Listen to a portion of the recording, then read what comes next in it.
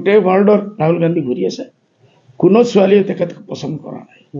হ'ব পাৰে আমাৰ অসমৰ বহুত ছোৱালীসকল যাব তেখেতক দেখিবলৈ, যদি ৰাহুল গান্ধীৰ নজৰ কোনো ছোৱালীৰ ওপৰত পৰে আৰু যদি কোনো একটা মামলা ফিটিং হৈ যায়, আমি গৰ্ব কৰিম ৰাহুল গান্ধী আমাৰ জয় হৈছে আৰু একো নাপাওঁ। কমচে কম এইটোতো আপুনি আগবাঢ়ি যাব নেকি? যদি মাতে আমি যাম, হয় নট বিয়া কৰাই দিয়াৰ কথা একদম মন্দিৰত কৰে, মছজিদত কৰে, সব জায়গাত আমি লগত যাম। যিমান কাৰ লিডাৰ আছিল সবটো বিক্ৰী হৈ গ'ল, কোনে লড়বে এতিয়া নাই। তো কাল হৈ পেলাই আপোনালোকে কিবা আন্দোলন কৰিব নে?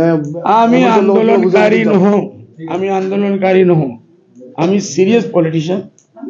আমি ৰাইজৰ কাৰণে কাম কৰি আছো, মাতি আছো য'ত যদি কোনো। আৰু আজিকালি আমাৰ ষ্ট্ৰেছটো বেছি এডুকেশ্যনৰ ওপৰত। সেইটো ৰকিবুল আহিলে মোৰ সৰু ভাতৃ নাজানে, বুজা বুজি হৈ যাব, আণ্ডাৰষ্টেণ্ড হৈ হাৰি আপোনাৰ হৈ ৰকিবুল হুছেইনে প্ৰচাৰ চলাব নেকি? প্ৰচাৰটো কংগ্ৰেছৰ চলাব, আপোনাৰ মানে ভিতৰে ভিতৰে আপোনাৰ ভিতৰে মোৰ কাম কৰি আণ্ডাৰষ্টেণ্ডিং আপোনাৰ লগত আছে তাৰমানে। এইটো মই ক'ব নালাগে, পাব্লিকলি ক'ব বেয়া কথা। আপোনালোকে এই চব মানে কংগ্ৰেছ AIUDFৰ পলিটিকেল আমাৰ ৰাজ কংগ্ৰেছ চিক্ৰেট যিটো আছে, সিক্ৰেট মিত্ৰতা যেটো আছে, সিক্ৰেট মিত্ৰতা আছে ফেমিলিৰ লগত আছে। কংগ্ৰেছ আৰু AIUDFৰ সিক্ৰেট মিত্ৰতা যেটো নাই নাই, এইটো হোৱা নাই। তেনেহ'লে কিহৰ বুজাবুজি? ৰকিবুলৰ লগত বুজাবুজি? আৰে বাবা, যে কোনো লাইনে বুজাবুজি আছে, আছে খালাস। কংগ্ৰেছৰ লগত কংগ্ৰেছৰ অৱস্থা হ'ব 0-0-0-0। তেওঁলোকে কৈছে এইবাৰ UDF নিশ্চয় হৈ যাব, ধুবুৰীৰ পৰা নহয় গোটেই অসমৰ পৰা। চিল যে ওপৰত ঘূৰে, চিলৰ দুৱাই শকুন মৰে নেকি? নাই নমৰে। মইতো বহুত ডাঙৰ মানুহ, শকুন কি মানুহ হ'ব?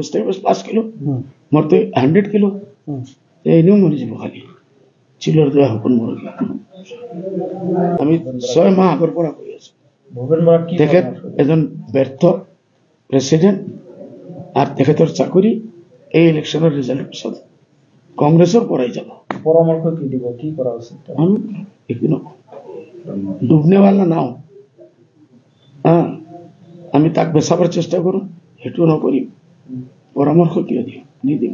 ইমান দিন চমক উঠোৱাৰ কাৰণে সিহঁতে এটা এডভাৰটাইজিং প্লেটফৰ্ম বনাইছে। প্ৰথম দিনৰ পৰা মই কৈছোঁ, নজৰুল ভাই কৈছে, সাজু ভাই কৈছে, বাকী অল MLAs হাফিজ ৰফিকে কৈ আছে যে এইটো অক্ষমঞ্চ নহয়। মইতো একবাৰ এইটোও কৈ দিছিলোঁ যিটো ক'ব নালাগে, ঠাকুৰ ने हिजड़ों की फौज बुलाई है, तो गब्बर सिंह ने ठाकुर ने हिजड़ों की फौज बुलाई, कुछ नहीं था, पीछे कौन था? हिजड़ों की फौज একদম গৈ আছে, ওলাই ওলাই গৈ আছে, ডেইলি যাব, আল্টিমেটলি গৈ কংগ্ৰেছ অকলে থাকি যাব।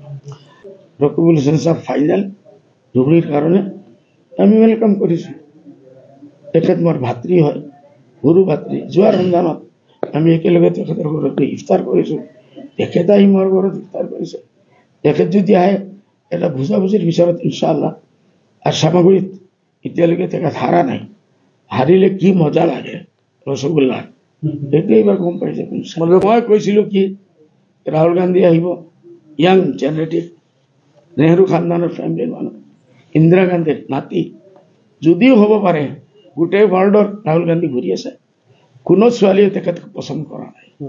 হ'ব পাৰে আমাৰ অসমৰ বহুত ছোৱালীসকল যাব তেখেতক দেখিবলৈ, যদি ৰাহুল গান্ধীৰ নজৰ কোনো ছোৱালীৰ ওপৰত পৰে আৰু যদি কোনো একটা মামলা ফিটিং হৈ যায়, আমি গৰ্ব কৰিম ৰাহুল গান্ধী আমাৰ জয় হৈছে আৰু একো নাপাওঁ। কমচে কম এইটোতো আপুনি আগবাঢ়ি যাব নেকি? যদি মাতে আমি যাম, হয় নট বিয়া কৰাই দিয়াৰ কথা একদম মন্দিৰত কৰে, মছজিদত কৰে, সব জায়গাত আমি লগত যাম।